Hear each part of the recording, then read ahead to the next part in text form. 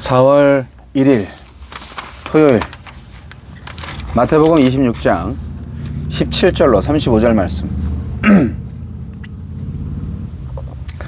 무교절의 첫날에 제자들이 예수께 나와서 이르되 유월절 음식 잡수실 것을 우리가 어디서 준비하기를 원하시나이까? 이르시되 성한 아무에게 가서 이르되 선생님 말씀이 내 때가 가까이 왔으니 내 제자들과 함께 유월절을 내 집에서 지키겠다 하시더라 하라 하시니 제자들이 예수께서 시키신 대로 하여 유월절을 준비하였더라.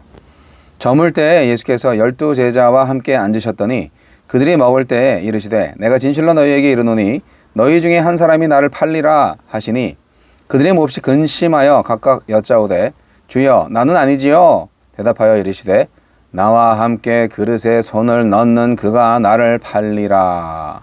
인자는 자기에 대하여 기록된 대로 가거니와 인자를 파는 그 사람에게는 화가 있으리로다.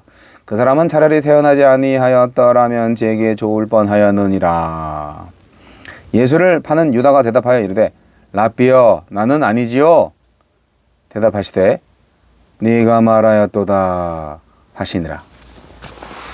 그들이 먹을 때 예수께서 떡을 가지사 축복하시고 떼어 제자들에게 주시며 이르시되 받아서 먹으라 이것은 내 몸이니라 하시고 또 잔을 가지사 감사 기도하시고 그들에게 주시며 이르시되 너희가 다 이것을 마시라 이것은 죄사함을 얻게 하려고 많은 사람을 위하여 흘리는 바 나의 피 곧 언약의 피니라.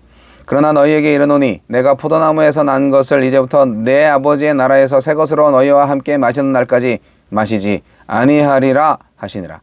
이에 그들이 찬미하고 감람산으로 나아가니라. 그때 예수께서 제자들에게 이르시되 오늘 밤에 너희가 다 나를 버리리라. 기록된 바 내가 목자를 치리니 양의 떼가 흩어지리라 하였느니라. 그러나 내가 살아난 후에 너희보다 먼저 갈릴리로 가리라. 베드로가 대답하여 이르되 모두 주를 버릴지라도 나는 결코 버리지 않겠나이다. 예수께서 이르시되 내가 진실로 네게 이르노니 오늘 밤 닭 울기 전에 네가 3번 나를 부인하리라. 베드로가 이르되 내가 주와 함께 죽을지언정 주를 부인하지 않겠나이다 하고 모든 제자도 그와 같이 말하니라.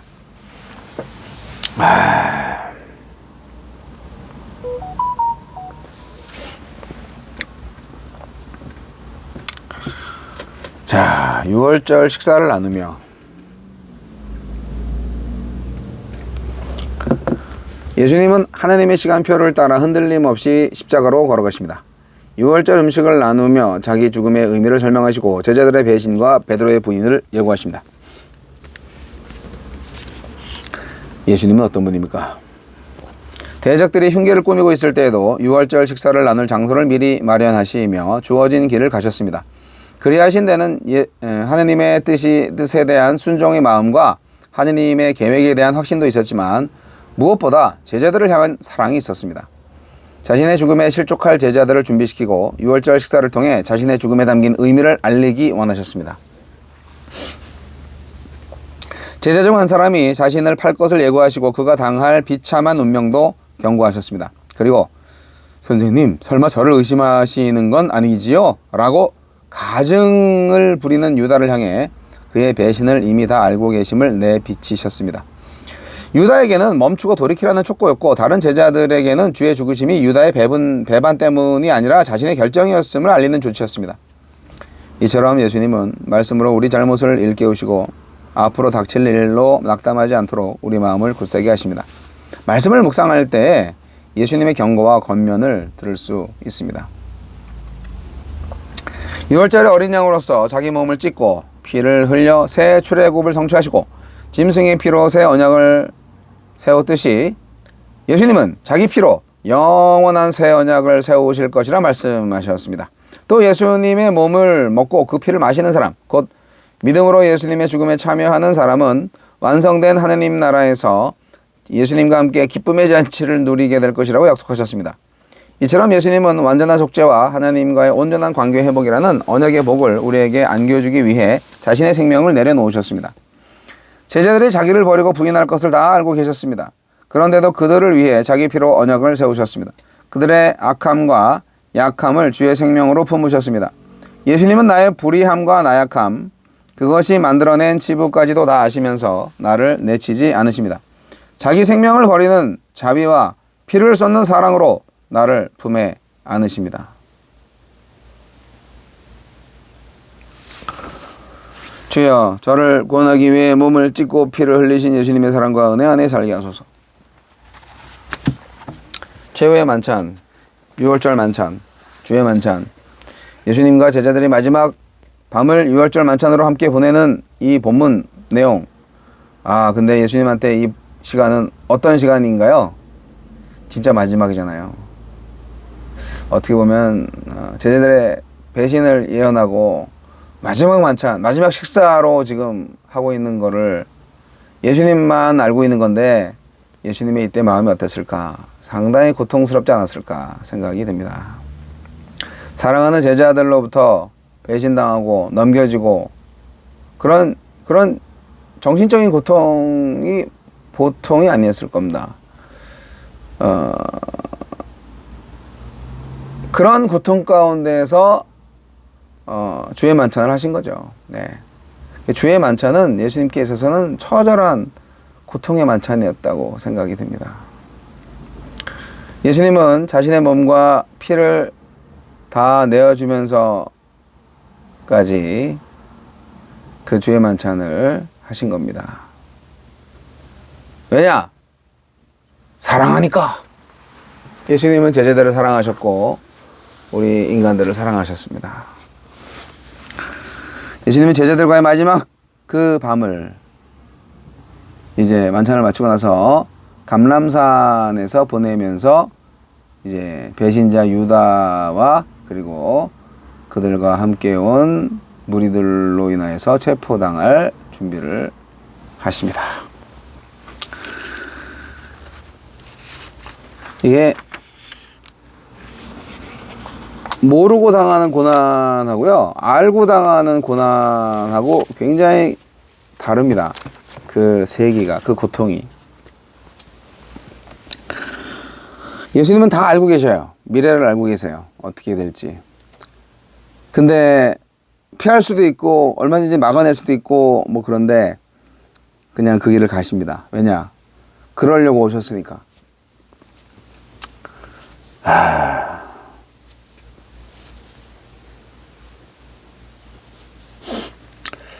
입성할 때 예수님이 나귀를 타고 입성하셨잖아요. 근데 그 나귀를 어떻게 얻으셨죠? 제자들한테 말씀하셨죠. 나귀를 가지고 오라고. 그래서 그 나귀 주인이 뭐라고 하면 주께서 쓰시겠다 그렇게 말하라고. 그래가지고 순순히 그 나귀 주인이 나귀를 내어주잖아요. 이게 어떻게 보면 미리 짜놓은 암호인가? 근데 주께서 쓰시겠다 하라는 것이 암호였는지 아니면 그 순간 성령께서 임하셔서 그 사람의 마음을 감동시켰는지 그건 알 수가 없습니다. 근데 이제 6월절 만찬도 굉장히 그런 분위기로 설명을 하신대요. 제자들이 6월절 만찬을 어디서 할까요? 6월절 음식을 어디서 잡숫기로 만나세요? 어디서 우리가 준비할까요? 그렇게 물어봤더니 예수님이 18절 보면 성한 아무에게 가서 이르되 선생님 말씀이 내 때가 가까이 왔으니 내 제자들과 함께 6월절을 네 집에서 지키겠다 하시더라 하라 하셨어요. 그러니까 누군지는 모르겠는데 누구하고 약속이 돼 있었던 것 같아요. 예수님이 미리 정하신 것 같아요. 그래서 제자들이 가서 그 사람한테 이렇게 얘기를 하고 때가 되었다. 우리 선생님이 때가 되었대요. 그래가지고 그 집에서 6월절 만찬을 하게 된 거죠. 제가 볼 때는 작전이었다고 생각해요. 이것은 예수님이 주도적으로 행하신 일입니다. 제자들한테 누구한테 시키지 않았어요. 그래서 어디인지는 모르겠지만 여하튼 어떤 집에서 6월절 만찬을 했습니다. 그러면서 이 6월절 만찬이 이제 마지막이 됩니다. 왜냐? 새 언약의 만찬으로 만드시는 거잖아요. 주의 만찬 예식이 탄생하는 바로 그 시점인 거예요. 기독교인들은 유월절 만찬을 지키지 않습니다. 유대인들처럼 유월절 음식을 먹지 않습니다. 그냥 주의 만찬, 떡과 잔을 나누는 의식을 합니다. 유대인들은 지금도 유월절 음식을 먹어요. 뭐 양고기도 있고 뭐도 있고 뭐 쓴나물도 있고 뭐 이런 거 다 있어요. 예. 근데 그런 거 우리랑 상관없죠. 예수님이 이 유월절 만찬, 마지막 만찬 때 당신의 예식을 정하셨어요. 먹고 마실 때마다 나를 기념하라. 그렇게 하시면서 유월절 만찬을 대체할, 넘어서는 주의 만찬, 성만찬 만드신 거예요. 그게 이제 새 언약의 만찬으로서 26절부터 29절까지 이렇게 나오는 거죠. 떡을 가지사 축복하시고 제자들한테 주면서 받아 먹어라. 이거는 내 몸이다. 이러고 또 잔을 가지시고 감사 기도하시고 또 제자들한테 주시면서 이것을 다 마시라.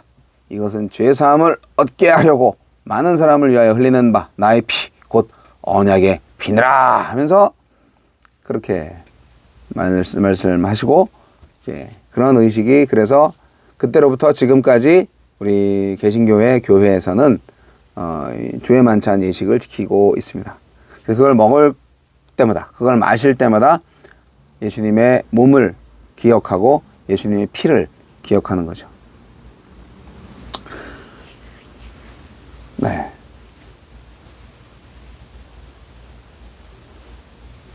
어린 양을 잡는 날에 예수님은 최후의 만찬을 제자들과 나누면서 자신이 죽고 난 후에 이 떡과 잔의 의식을 통해서 자신의 죽음의 의미를 기억하라, 기념하라. 그렇게 말씀하셨습니다. 그리고 예수님은 자신의 죽음이 언약의 약속을 이루는 일이다. 그렇게 선포하셨습니다.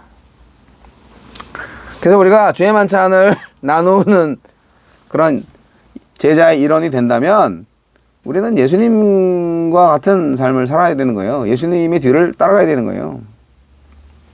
가룟 유다는 배신하고 이제 베드로는 부인하죠. 이런 걸 다 예수님께서 다 아시고 예언을 하십니다. 네.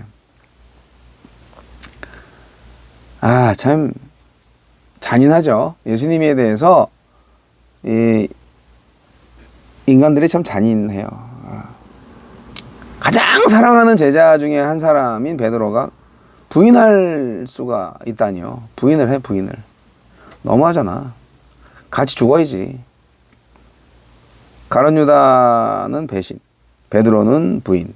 근데 그걸 또 예수님이 다 알고 계시고 그걸 또 예언하시고 모든 제자들이 스가랴 예언자 예언대로 다 예수를 버리고 도망갈 거다. 그것도 다 알고 계셨어요. 그것도 다 지금 예언하시고 계신 거야. 조금 있을 일들을. 하지만 예수님은 그것만 알고 계신 게 아니었습니다. 우리가 알다시피 예수님은 부활하셔서 갈릴리에 먼저 가서 기다리시고 그렇게 제자들을 맞이할 것이다. 그렇게 약속을 하십니다. 제자들이 다 흩어진 다음에 예수님이 이제 십자가에 달려 죽으시고 그 다음에 하신다. 이 32절 그러나 내가 살아난 후에 너희보다 먼저 갈릴리로 가리라 이렇게 딱 말씀하셨어요. 네. 그 예루살렘하고 갈릴리는 좀 떨어져 있죠. 근데 예수님이 먼저 가 계시겠다는 거예요. 제자들이 갈릴리로 올 거를 알았던 거죠. 제자들이 뭐 다 갈릴리 사람들인 거죠. 솔직히 말해서. 갈릴리에서 기다리시는 그 주님이 계시기에 여러분 이 못난 우리가 주님께로 다시 돌아갈 용기를 낼 수 있는 거 아니겠습니까? 여러분